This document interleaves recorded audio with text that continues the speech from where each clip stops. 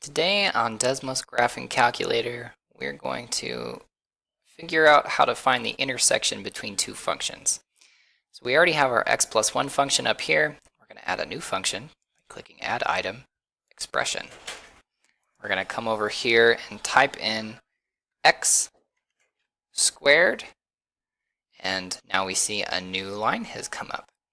And Desmos automatically highlights right here the intersection between x plus 1 and x squared. In addition, it marks where it crosses the x or y axis.